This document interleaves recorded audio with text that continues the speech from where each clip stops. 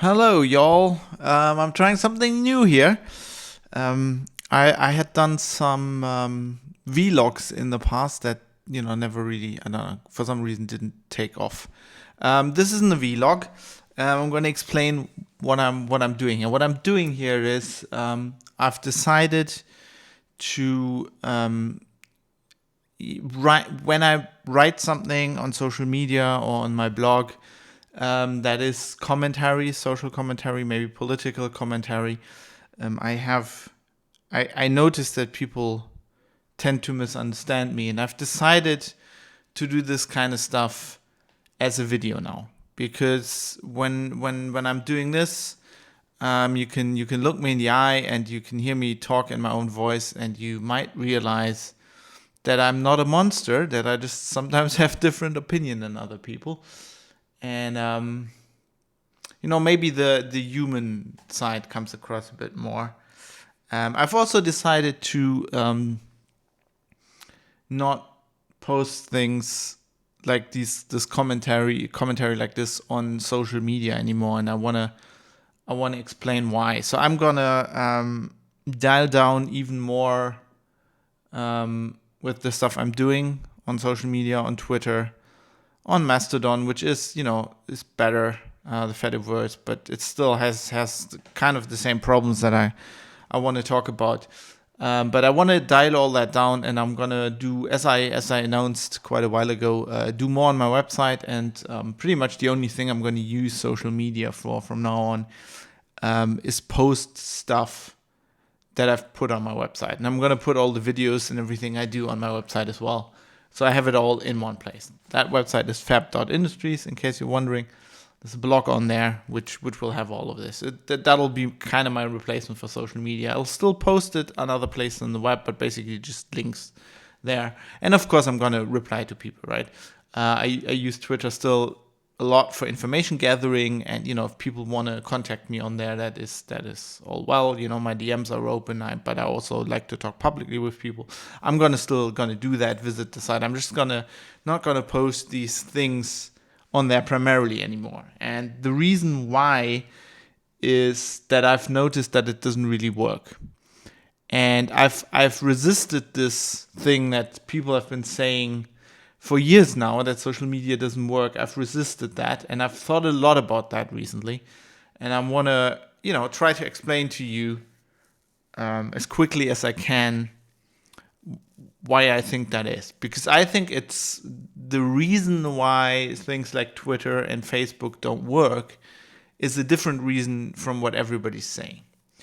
A lot of my colleagues, journalists, have written about this, especially tech journalists. I'm a tech journalist, but a lot of my colleagues have written about this, and they tend to blame technology. And I've always, they always say, Twitter's the problem, Facebook's the problem, and that has never really gelled with my experience of what was going on. So I've been thinking about this for quite a while. And I think it's people. I think the problem is people because, if I think back, Twitter and other social networks maybe 10 years ago worked really well. And going back further, 20 years ago, other social networks, back in the day, it was IRC, forums, stuff like that worked really well. And the thing that has changed, I feel, is not the technology. I find this in tech generally. People tend to blame the technology, although the technology is really never at fault. It's always people, more specifically, how people use technology. And I think the problem we're having right now, why there is no real discourse happening on these social networks, is because everybody's on there. It's really important. You can have an impact on the world. I don't think anybody's arguing that. That's why everybody's on there. It's also maybe an ego thing, but that's just the way people are. That's why people go on television. It's kind of the same thing. That's the same across all media, all forms of media. But what I feel the problem we have right now is that people they got trained, and I think the press probably has caused this. It's probably the biggest problem here. People have been trained to react emotionally and don't really think about things. They don't think about the arguments. They react emotionally to the arguments, and it's getting worse and worse. Generally, people, when there's a news story, they don't even read the story. They just read the headline and react to that. Now, the fact that Twitter is now doing, you really want to retweet this tweet? You haven't read the story yet. You haven't, by which they actually mean you haven't clicked on the. Sorry, I'm hitting my desk here, which makes the camera wobble. By which they mean you haven't read the link through our browser app. I mean, I've seen this message where I've retweeted stories that I've read. I read that story early in the day, and then somebody tweets it, and I'm like, well, I haven't talked about this yet. I haven't tweeted about this yet, so I might just comment on their tweet. And then Twitter goes, oh, you haven't read the story yet. No, Twitter, I've read the story. I've just not done it in your shitty in-app browser. And the fact that they're doing that is not helping. They've created this problem, and I generally think, the problem is people are too emotional, and it's all crystallized for me this year with the coronavirus pandemic, which I see very differently than other people, because I'm from the beginning. I think it started with, from the very beginning, I made a conscious effort not to be afraid, not to be scared. I think I might have had a leg up to other people in some respects, because first of all, I've been interested in virus diseases pretty much all my life. When I was a teenager, I read what's that? Wait, I'm just turning my phone off because it's distracting me. I should have done that before I started. The Hot Zone, I think it's called, by Douglas Preston. It's it's kind of a little bit fictionalized book on the I think it's the Marburg virus outbreak in Reston, in a laboratory in Reston in the US. Anyway, I've always been fascinated by viruses, and as a kid, as a teenager, I was quite scared. But then you read a lot, especially of Ebola and stuff like that. But then you read a lot, and the more you learn about the topic, the less that's how it goes for me, the less I'm scared often. So I had a leg up there. Also had a leg up in that I am a journalist, and I'm quite interested in how the press works and how media works. And I've noticed some things right away that I've noticed before, but that were really obvious with this situation. You had people in the media, colleagues of mine, initially jumping on this topic, knowing nothing about it. Quite obviously, I mean, they wrote stories with egregious mistakes that you wouldn't have made if you just looked up like coronavirus on Wikipedia and read literally the first sentence. Stuff like that. I also had a leg up because, my wife is a biologist and, works with a lot of doctors. So I'm now friends with lots of biologists and quite a few doctors. And I obviously talk to them privately. And when you talk to doctors, when you know doctors, and I'm talking clinical doctors, I'm not talking GPs, I'm talking clinical doctors. When you're talking to doctors who work in hospitals, and they, part of being a doctor in hospitals, when most of them are quite young, they maybe a bit younger than me, they studied medicine, and then they go into a hospital, and then the first thing you do is like you go around all the different stations in the hospital. So you see the ICU, you see the emergency room, you have to work there. And, I feel these people get a feeling like one of the things you have to do if you want to become a doctor in hospital is you have to deal with death. You have to realize that there are things that we don't know about the human body. There are things we can't fix. There are mistakes being made, and people die. And you have to deal with that. And when you talk to these people, they have some people, think these kind of doctors are morbid, but I feel like they are, they're professionals. They have a professional outlook on disease and on death. And I think some of that just, rubbed off on me. And so I have a very different view about this situation that we're in this year than many other people. First of all, I've made a conscious effort not to be afraid. Secondly, I noticed the media. I mean, I would say manipulating people. That's a bit harsh because it sounds like conspiracy theory, and it sounds like the media is doing it on purpose to manipulate people. But that's not what I think is happening. What I think is happening is, journalists write stories that appeal to your emotions instead of your conscious, information processing brain, because those are the stories. Emotions is what gets you to tune back in on the television the next day. What gets you to buy the magazine again, to go to the website again, to stay to want to be up to date on a certain topic. People do that much more when they're emotionally attached to something than when they're just interested in something.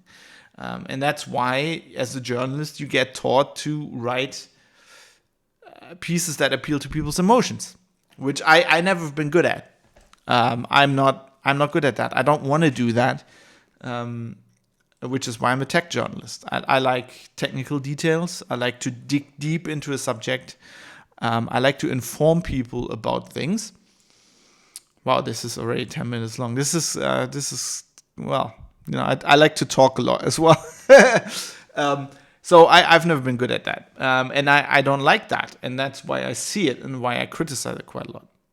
But anyway, to cut things short, I have a different outlook on this. And I'm trying to give my opinion on that. And it doesn't work on social media because people, they just react emotionally.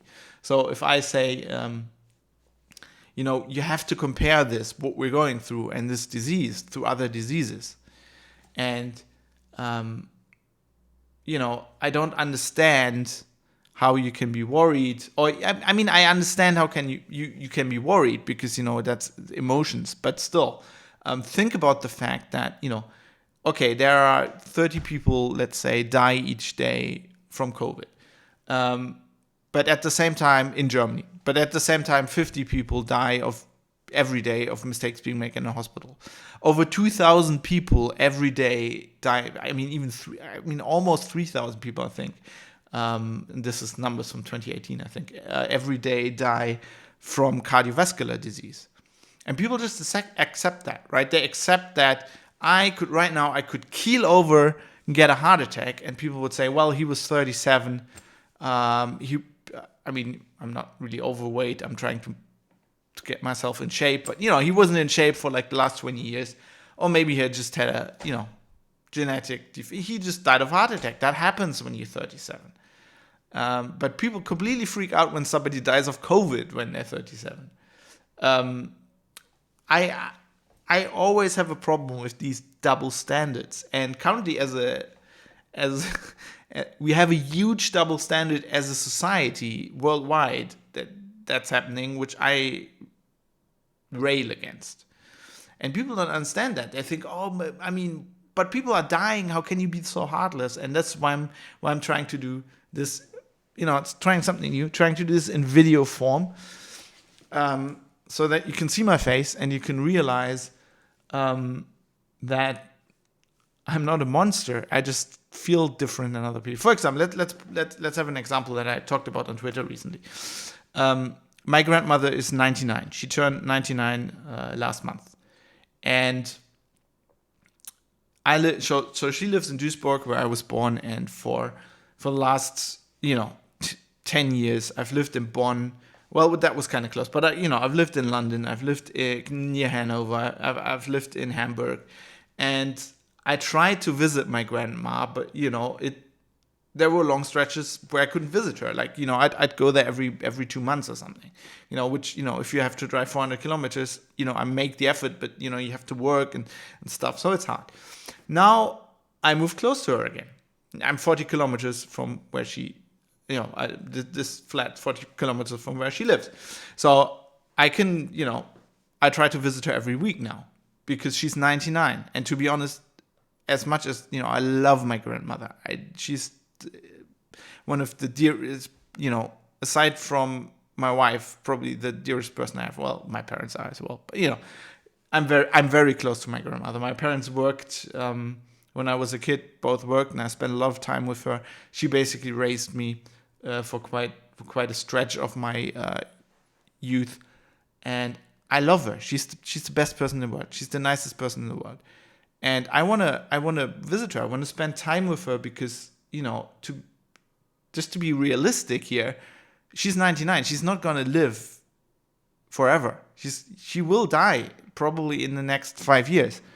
And now that I'm closer and I can spend more time with her, I want to do that. Now, there's a question that people have raised. It's like, if you visit her, there's a chance that you're giving her COVID, right? Because, my wife works in a hospital. She might get it. I might get it. And then, within the week that I visit my grandmother, I might infect her. I take every precaution I can. I try to be careful. But to me, it's not an option not to visit her, and that's not because I'm a bad person. That's because I feel, she has me and my parents, and of course my parents do a lot for her. But she used to, before this whole thing started, her thing was going to a nursing home and caring for people that were 20 years younger than her, 20, 30 years younger than her, who were in a nursing home. And she would just spend time with them, play games with them, board games or whatever, bingo, stuff like that. And now she can't, because she can't go to the nursing home, and she's sitting at home alone. And she needs people. She needs to talk to people, because, I don't know if old people like that, if they don't have anybody, they just, they die sooner or later anyway, because, they need social interaction. And, and people might be, but she might get COVID. Yeah, but, to be honest, she's 99, right? So 2 years ago, people wouldn't have worried that I go visit her and give her a really bad cold, I always thought about that. I could have influenza. I could have just a bad cold might kill her. When you're 99, pretty much anything can kill her. But then on the other hand, tomorrow she might trip and fall and die. And I think it's a much bigger tragedy if I'd not visited her since this thing started. And she's 99. Zoom calls and all this shit isn't gonna cut it. She needs people. She needs human contact, and you need to hug her once in a while. By the way, if you're hearing some noises, there's a big crane, digging, big caterpillar digging machine right in front of my window. They're building a new road. We just moved in here and we don't have a road yet, so you might hear some loud stuff. Nothing I can do about that. I could record these things in the evening, but I will have to do a podcast later. So anyway, just ignore whatever's going on outside. So anyway, I just want to say I'm not a bad person, but you have to think about these things, and you have to see everything thing in relation, and that's the kind of things I think about. And I feel like I've tried to explain this to people in writing, and it never really comes across the right way. I think it's because people have just been trained by the news media to react to anything with a gut instinct. And I think that's a big problem. I think that's a lot of the things we're seeing in society right now that I would say are not good trends are happening because of that. I think we're massively overreacting. I'm not saying this isn't a bad disease and people aren't dying of it, but that is the case, yes. And we need to react to it. And I haven't spoken out, especially in the beginning, against the lockdowns.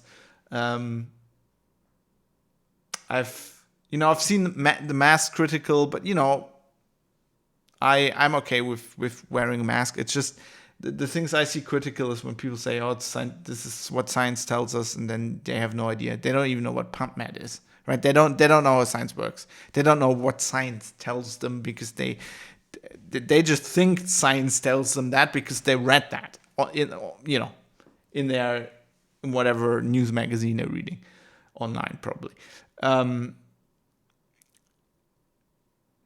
So I think this situation is just, it's made worse by people just reacting to everything with their gut instinct. I'm not saying the disease isn't bad. I'm not saying we shouldn't take any precautions. I'm saying what people. I do. This is another thing. I write about these things, and then people say, well, it's a whataboutism, which is, I don't know. It's a stupid term. I think that's just like, that's like an argument to just not, you don't want to engage with what the other person said. You just want to, out of hand, just dismiss what they're saying. I mean, you can do that, but why, if you're doing that, why do we even have a discussion, right?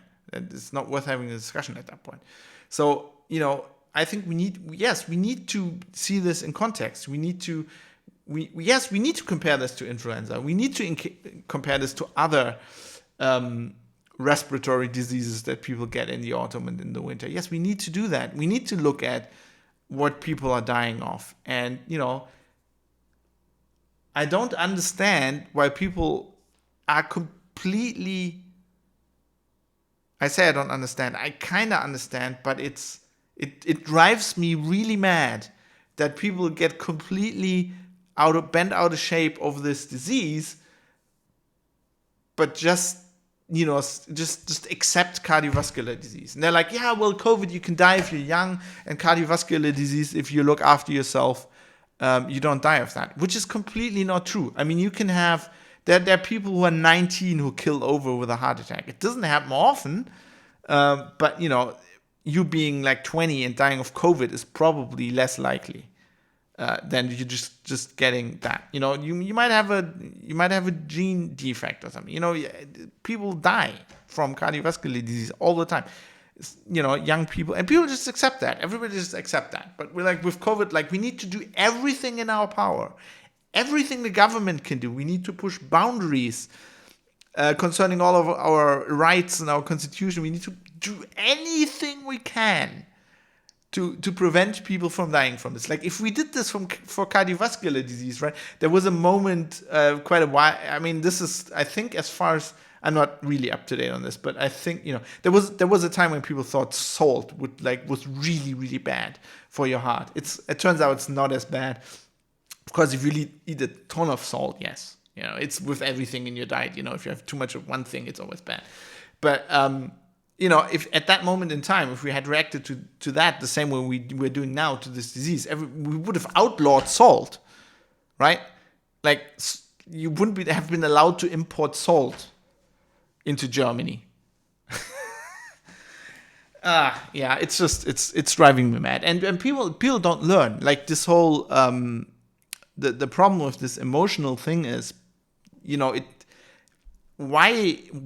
the reason journalists use it is that the way your brain, or our brains, are hardwired is kind of, you get that emotional thing going on, like whatever your amygdala does, whatever transmitters it floods your brain with, and you get this thing, and you get this fear thing, and then you forget about it, or something. Something else happens, and you forget about it.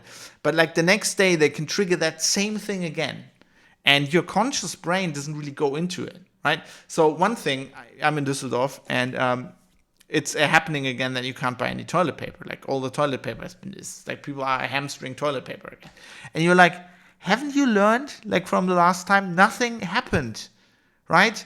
We had a huge wave. Everybody panicked. We had lockdowns.